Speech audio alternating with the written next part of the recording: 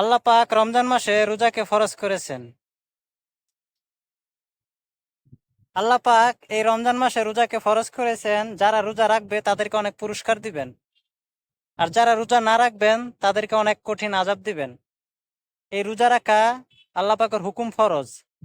অনেকে আছে শুধু শুধু ইচ্ছা করিয়া রোজা রাখে না, রোজা তো রাখেই না, প্রকাশ্যে মানুষের সামনে খায়। বহুত লোক আছে। আল্লাহ কইতাছে আপনার রোজা রাখেন, রোজা না রাখলে কঠিন আযাবে গ্রেফতার করবেন আল্লাহ, অনেক আযাব দিবেন, কঠিন শাস্তি দিবেন যারা রোজা রাখবে না, ইচ্ছা করিয়া যারা রোজা ভাঙবে। এখন আপনি রোজা না রাখা ইচ্ছা করিয়া মানুষের সামনে খাইতেছেন, এতে তো বোঝা যাইতেছে আপনি আল্লাহ পাকের সাথে চ্যালেঞ্জ করতেছেন যে আমি রোজা রাখবো না, আমি রোজা রাখবো না, তুমি যা শাস্তি দিলে দিও। আপনার কথাবার্তিতে তো এটাই, আপনার রোজা রাখেন না এটাই বুঝাইতেছে যে আপনি আল্লাহর সাথে চ্যালেঞ্জ করতেছেন। আপনাকে একটা উদাহরণ দিলে আপনারা বুঝবেন।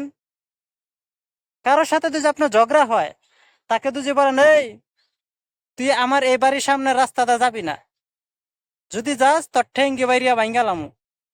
এখন অন্য যদি বলে যে তোর বাড়ির সামনে রাস্তাটা যামু, তোর সামনে দা যামু, দেখবো তুই কি করস। তার মানে কি আপনি ওই লোকটাকে চ্যালেঞ্জ করলেন।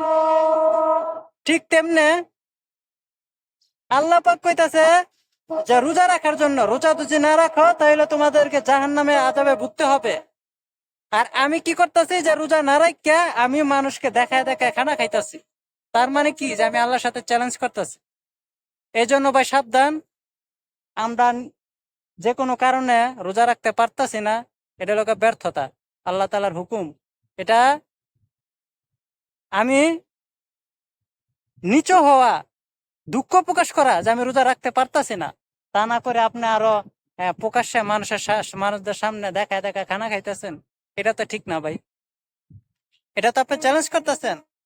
আল্লাহ তাআলা সহি বুঝদান করুক। অনেক মা বোনেরা আছে সারা মাস উল্টা পাল্টা ভাবে চলছে রাস্তাঘাটে চলাফেরা, একটা রমজান মাস, এই রমজান মাসের ভিতরে তাদের চলাফেরা ঠিক নেই। কেন?